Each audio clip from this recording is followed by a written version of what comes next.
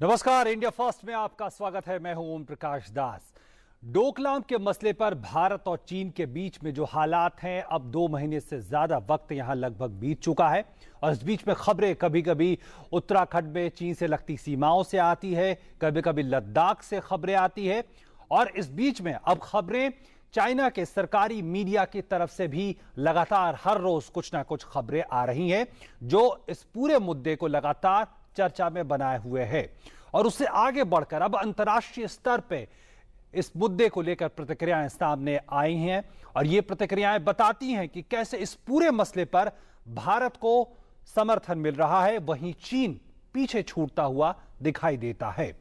आज हम बात करेंगे इसी मसले पर इंडिया फर्स्ट में कि आखिर क्या किसी तरह का मनोवैज्ञानिक युद्ध भी चल रहा है मीडिया के जरिए, बयानों के जरिए। इस पे हम बातचीत करेंगे और ये मसला कहां पे आज है और हम बात करेंगे अपने 2 खास मेहमानों से। हमारे साथ स्टूडियो में जुड़े हुए हमारे साथ हैं टीसीए रंगाचारी साहब हैं, पूर्व वरिष्ठ राजनयिक, जयदेव रानाडे साहब हैं, चीन मामलों के जाने माने विशेषज्ञ हैं।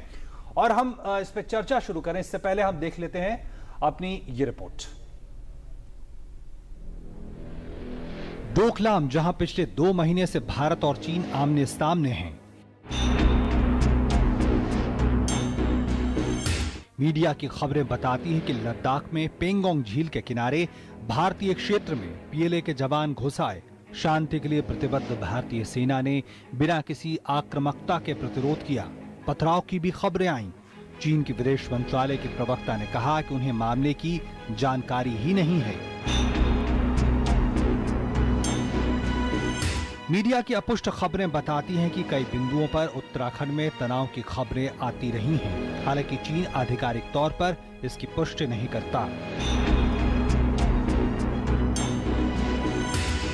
अभी हाल ही में चीन के सरकारी अखबार ग्लोबल टाइम्स ने दावा किया है कि चीन युद्ध की तैयारियों के लिए खून इकट्ठा कर रहा है। ब्लड बैंक सीमा के नजदीक लाए जा रहे हैं। चेतावनी की भी कई आवाजें सुनी जा सकती हैं। यहाँ क्या कहा जा सकता है कि दबाव की कोशिशें कई स्तर पर जारी हैं। भारत डोकलाम में भूटान के पक्ष में खड़ा है। कहा यह भी जा रहा है कि बीजिंग अन्य देशों के राजदूतों को भी भ्रमित करने की कोशिश में है। यह स्पष्ट है कि इस संपूर्ण प्रकरण में चीन को विश्व समुदाय से समर्थन नहीं मिला है। वहीं दूसरी ओर अनावश्यक बयानबाजी से दूरी रखते हुए शांतिपूर्ण ढंग से कूटनीतिक रूप से गतिरोध सुलझाने का प्रयास कर रहा है। विश्व समुदाय के साथ साथ अब इस मामले पर जापान भी भारत के समर्थन में आ गया है। जापान ने कहा है कि किसी भी देश को जोर जबरदस्ती से इलाके की यथास्थिति में बदलाव की कोशिश नहीं करनी चाहिए। इतिहास बताता है कि सच के पीछे समर्थन की कमी नहीं रही है, चाहे मामला सीमा का ही क्यों ना हो। Bureau report, DD news. और डोकलाम प्रकरण की बात करें तो यहाँ पे इस वक्त कई सारे ऐसे सवाल हैं जिनका जवाब ढूंढना पड़ेगा। और ये क्या सवाल हैं, इस पे हम नजर डालते हैं अपनी ग्राफिक्स के जरिए। और सवाल है कि क्या चीन मनोवैज्ञानिक दबाव की कोशिश कर रहा है, चाहे उसके कई भी रास्ते हों। और क्या चीन मीडिया का इस्तेमाल कूटनीतिक संदेश के लिए भी कर रहा है? क्या चीन अपनी बेवजह की आक्रामकता में फंस गया है? ये भी एक मौजूद सवाल है। और वैश्विक दबाव का कितना असर पड़ रहा है चीन पर, क्योंकि कई सारे बयान आए हैं। और पड़ोसी देश की संप्रभुता की रक्षा के लिए भारत का कदम क्या चीन के लिए परेशानी का सबब बना हुआ है? और ये सारे सवाल हैं जिनका जवाब आज ढूंढना पड़ेगा। और शुरुआत करते हैं अपनी चर्चा की। और टीसीए रंगाचारी साहब, अगर आपसे मैं शुरू करूं, जो एक सवाल जो सबसे ज्यादा हमारे सामने आ रहा है कि ये जो पूरा मामला खींचा है लंबा, ठीक है, और इसमें कई सारी चीजें आई हैं जिसमें कई अलग अलग सोर्सेस से अलग अलग तरीके से बयान सामने आ रहे हैं, चाहे इसमें हम मीडिया की बात कर लें या दूसरे सोर्सेस की बात कर लें, प्रवक्ताओं की बात कर लें। क्या अब ये दूसरा मोड़ लेता हुआ दिखाई दे रहा है या दबाव डालने का एक दूसरा रास्ता ढूंढा गया है? ये इसके 2 पहलू।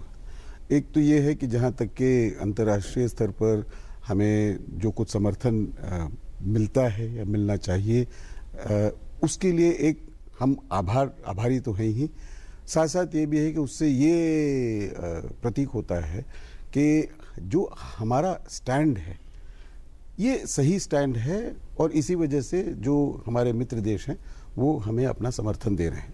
लेकिन साथ साथ दूसरा पहलू ये है कि भले ही हमें जितना भी अंतर्राष्ट्रीय समुदाय से, मित्र देशों से समर्थन मिले, हमें आत्मनिर्भर होना पड़ेगा कोई भी मुद्दा अपने पड़ोसी देश, खास करके चीन जैसे पड़ोसी देश के साथ सुलझाने के लिए। तो ये दोनों चीजें हमें मद्देनजर रख करके आगे किस तरह से कार्रवाई करनी है वो सोचना पड़ेगा। बिल्कुल। राणा साहब, यही सवाल आपसे कि हम देख रहे हैं कि प्रतिक्रियाएं देने के कई सारे रास्ते दिखाई दे रहे हैं चीन की तरफ से। मीडिया का हम जिक्र कर लें या प्रवक्ताओं का जिक्र कर लें, क्या लगता है कि एक जो सीमा पे जो हो रहा है, जो डोकलाम में जो हो रहा है, उसके अलावा दूसरे फ्रंट भी, दूसरे मोर्चे भी खोले जा रहे हैं? जी, इसमें दो बात मैं जोड़ना चाहता हूं। पहली बात, जो आपने मीडिया का इस्तेमाल जो कर रही है चाइना, उसके बारे में, और जो हम देख रहे हो उसमें जिस तरीके से चीन प्रोपेगेंडा वॉरफेयर कर रही है हमारे खिलाफ, उसमें उनसे बहुत सारी गलतियां हुई हैं। उन्होंने मतलब ऐसे स्टेटमेंट्स की हैं, उनके डिप्टी डायरेक्टर जनरल हैं एक वांग वनली, वो थिम्पू गई थी और उसके बाद उन्होंने कहा कि भूटान के ऑफिसर्स ने कहा था कि उन्होंने भारत से सहायता नहीं मांगी और डोकलाम जो है वो चीन का है। वो एकदम से भूटान का फॉरेन मिनिस्ट्री ने डिनाई कर दिया।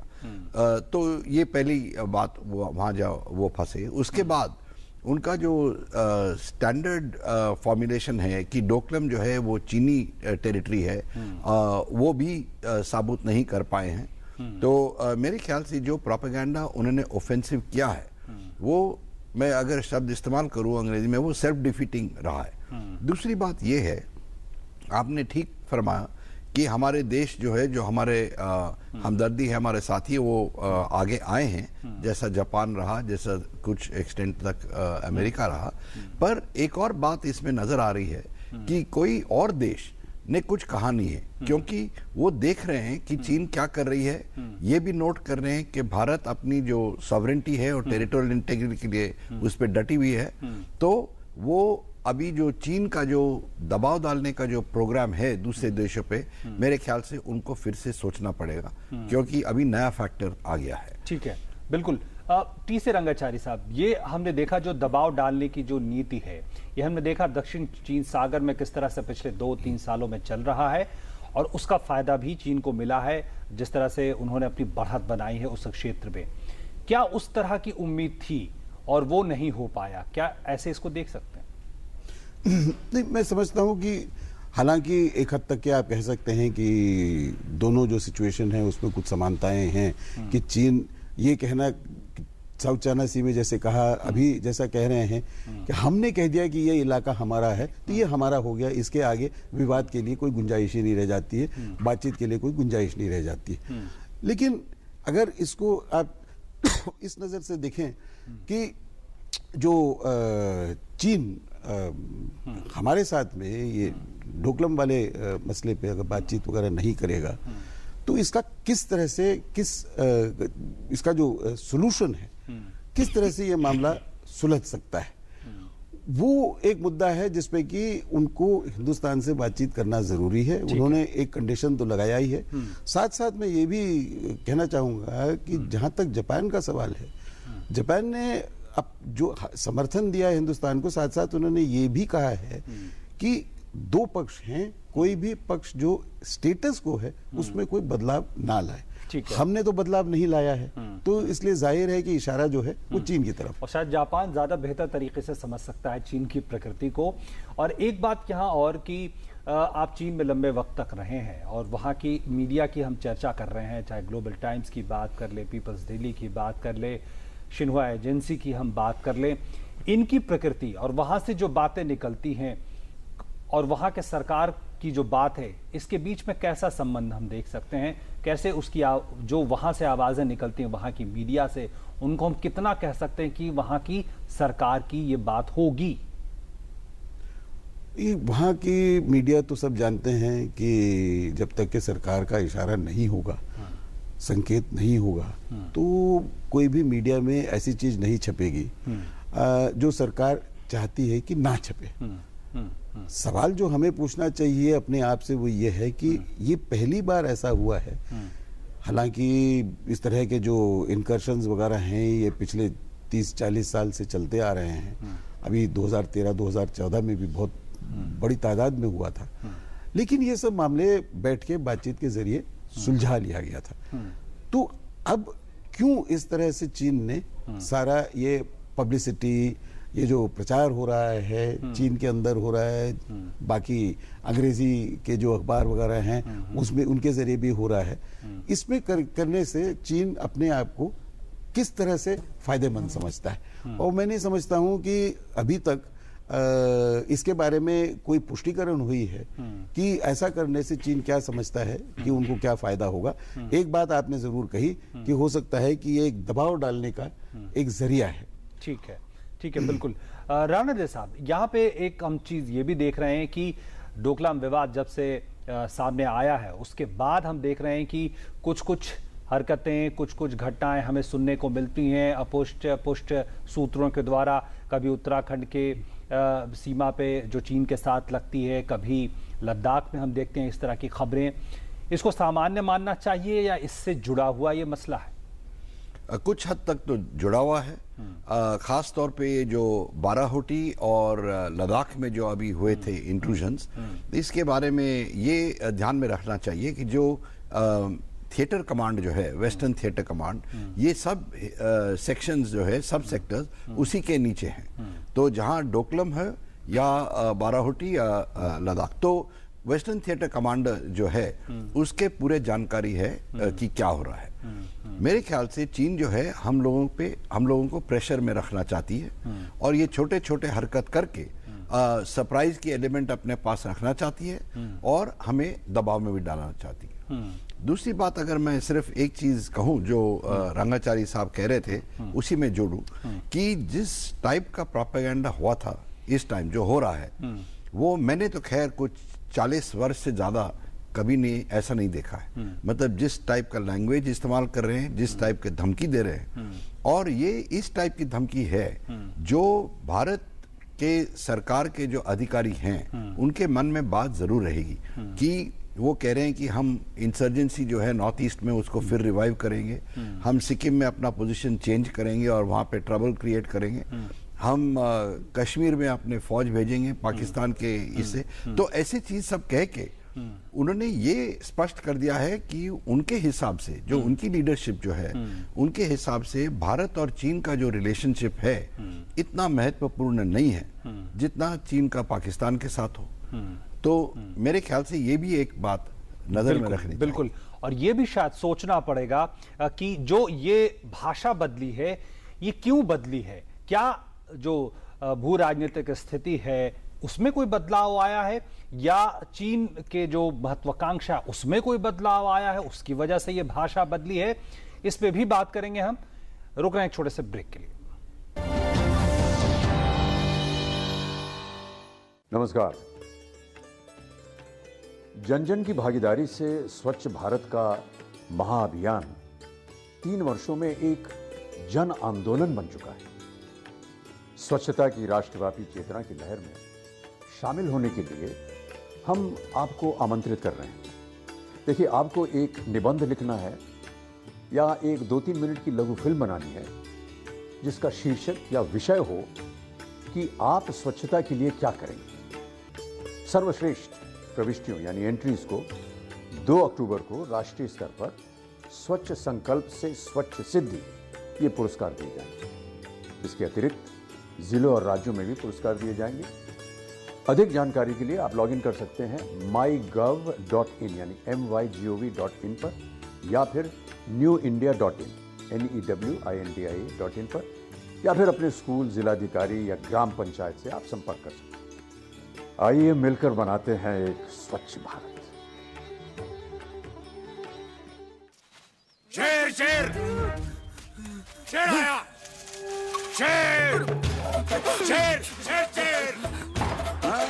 शेर सुन लिया, अब शायरी सुनिए। न झाड़ी के पीछे न पेड़ के नीचे, शौच करना है तो सिर्फ दरवाजे के पीछे। अब पूछे क्यों? क्यों? खुले में शौच कीजिएगा तो बीमारी खुल के फैलेगी, दरवाजा बंद तो बीमारी बंद। शौचालय का उपयोग कीजिए और भारत को स्वच्छ बनाइए। मेरे शेर के लिए एक और बकरा।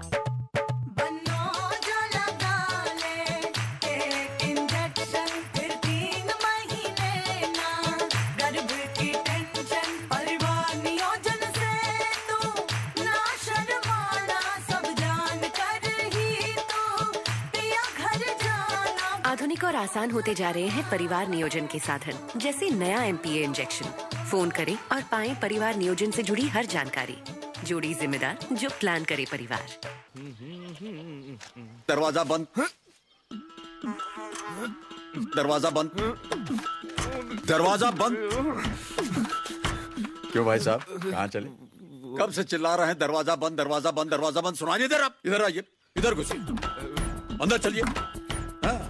अरे खुले में शौच जाइएगा तो बीमारी खुल के फैलेगी। दरवाजा बंद तो बीमारी बंद। ठीक कह रहे हैं ना? शौचालय का उपयोग कीजिए और भारत को स्वच्छ बनाइए। साबुन से हाथ धो लीजिएगा। ब्रेक के बाद एक बार फिर से आपका स्वागत। हम बात कर रहे हैं डोकलाम प्रकरण के बारे में, किस तरह की नई बातें यहां पे आई है, किस तरफ आखिर ये पूरा मामला जा रहा है, और आज विदेश मंत्रालय ने इस पे प्रतिक्रिया व्यक्त की है। आइए सुनते हैं क्या कहा विदेश मंत्रालय ने आज। We will continue to engage with Chinese side to find a mutually acceptable solution. As we have said in the past, peace and tranquility in border areas is an important prerequisite for a smooth development of bilateral relations. और इस पूरे मसले पे अंतर्राष्ट्रीय जगत, अंतर्राष्ट्रीय समुदाय किस तरह की प्रतिक्रिया दे रहा है, इस पे अगर बात करें तो साफ तौर पर चीजें सामने आती है कि जापान ने इस पे एक तरह से भारत के पक्ष में खुल के खड़ा हुआ है। अमेरिका ने इस पे अपनी प्रतिक्रिया दी, वो भी एक तरह से शांति की वकालत करता है। इसके अलावा तमाम देश है, चाहे ऑस्ट्रेलिया की हम बात कर लें, वियतनाम की बात कर लें, और कई देश ऐसे हैं जो लगातार नजर रखे हुए हैं।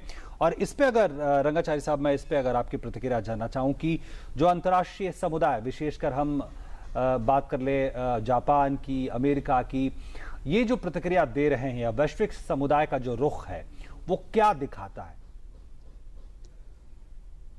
जैसे हम पहले इसके बारे में चर्चा कर रहे थे, एक तो ये है कि हमारा जो पोजीशन है वो अंतर्राष्ट्रीय समुदाय में एक तरह से समर्थन इसलिए भी मिल रहा है कि लोग सोचते हैं कि जो हम कह रहे हैं कि भाई ये बातचीत के जरिए शांतिपूर्वक इसका हल निकाला जाए, ना कि किसी तरह से इसमें कोई लड़ाई झगड़ा हो या लंबा खींचे मामला वगैरह। ये चीज जो है लोगों को जचती है कि हाँ, ये अप्रोच जो है ये सही है।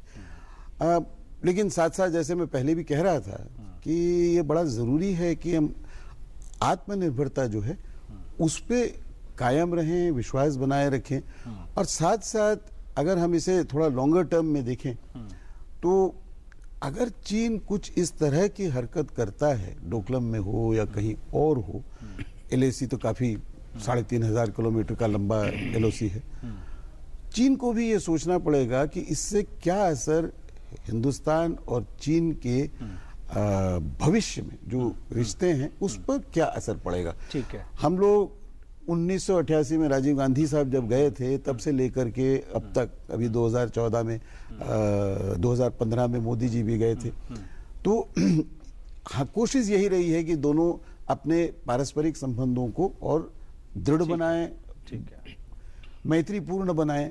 इस पे क्या असर पड़ेगा? बिल्कुल राणा डे साहब, इसी से जुड़ा एक सवाल कि विश्व समुदाय के सामने चीन शायद अपने आप को इस तरह से रख रहा है कि वो पीड़ित है, और इस पूरे मसले पे वो दरअसल में अपनी टेरिटरी को बचा रहा है, और इस तरह का एक इमेज बनाने की कोशिश है। कितनी सच्चाई है इसमें, और वैश्विक समुदाय इसको कैसे ले रहा है? चीन के एक बहुत भारी हैंडीकैप है, वो ये है कि उसके दो ही मित्र हैं, एक है नॉर्थ कोरिया और एक है पाकिस्तान। तो दोनों ही क्या कहते हैं, रोग स्टेट्स हैं।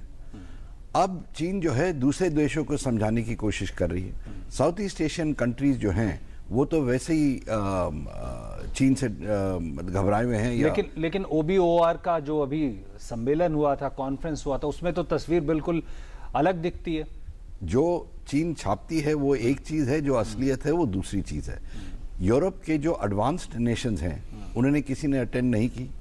अमेरिका ने जरूर एक आदमी भेजा, पर उसका ये मतलब नहीं है कि उन्होंने OBOR को सपोर्ट की। तो वैसे इसीलिए चीन ने भारत पे बहुत दबाव डाला कि हम जाए, और हम नहीं गए। आखिरी दिन तक दबाव था, क्योंकि बाकी के देश भी देख रहे हैं कि ये OBOR वाकई वायबल है या नहीं है। और इसकी जो इन्होंने, चीन ने अभी कोई नक्शा नहीं बनाया, उसका प्रोग्राम नहीं बनाया है, और अलग अलग जो उनके प्रोजेक्ट्स थे उसमें इसने जोड़ने की बात की। पर आई डोकलम की बात जो आपने पूछा था, उसमें जो उन्होंने 2-3 चीजें कही, एक कि डोकलम चीनी टेरिटरी है, वो गलत साबित हुआ है। फिर उन्होंने 1890 का कन्वेंशन जो है उसका जिक्र किया। 1890 के कन्वेंशन में कोई डिमार्केशन नहीं की, तो अब लोगों को पता पड़ रहा है। तो ऐसे जो उनकी प्रोपेगेंडा थोड़ा मतलब आगे बहुत बड़ी है और उसमें वो फंस रहे हैं। बिल्कुल। और हम रुक रहे हैं एक और छोटे से ब्रेक के लिए, और ब्रेक के बाद जब लौटेंगे तो हमारा आखिरी हिस्सा होगा इस कार्यक्रम का। हम जानने की कोशिश करेंगे कि क्या कुछ बदला है, अगर जो जिस तरह से हमने पहले बात की कि चीन की भाषा बदली है, स्टैंड बदला है, आखिर इसके पीछे क्या कारण हम समझ सकते हैं। रुक रहे हैं एक छोटे से ब्रेक के लिए। मेरे शेर तैयार है ना? हाँ चल चल चल चल, आजा आजा आजा मेरे शेर, आजा। क्या सिखाया था मैंने? क्या होती है असली मर्दानगी?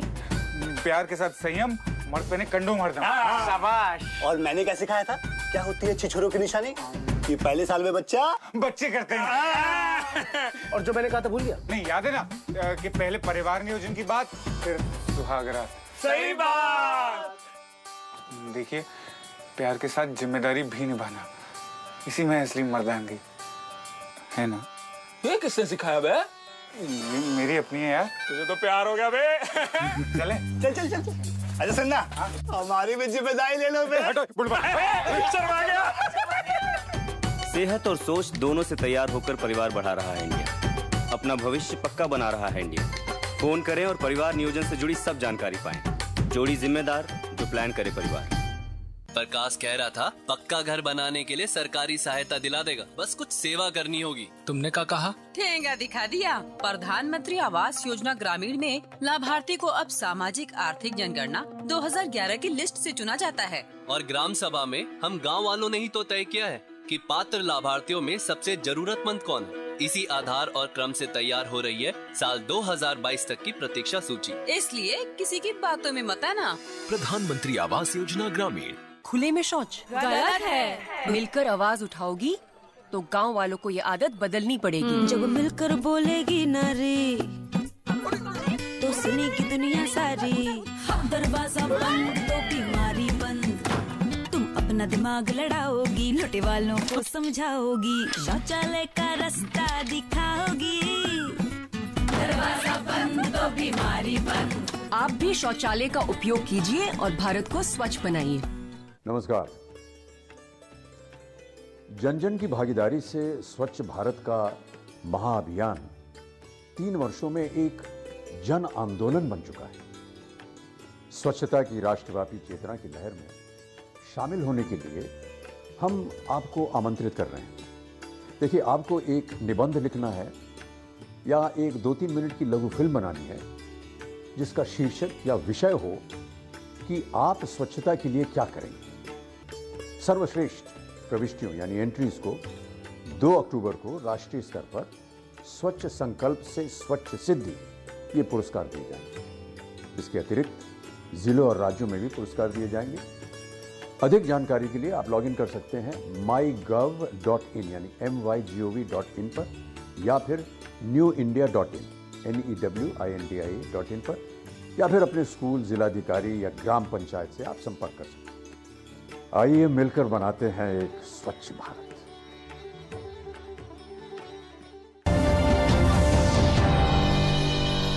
ब्रेक के बाद एक बार फिर से आपका स्वागत है इंडिया फर्स्ट में, और डोकलाम प्रकरण पे हम बात कर रहे हैं। और आखिरी कमेंट में चाहूंगा रंगाचारी साहब की, जो हम बात कर रहे थे कि क्या बदला है, क्या चीन की महत्वाकांक्षा बदली है इस पूरे क्षेत्र में, इसलिए ये हालात हमें देखने को मिल रहे हैं।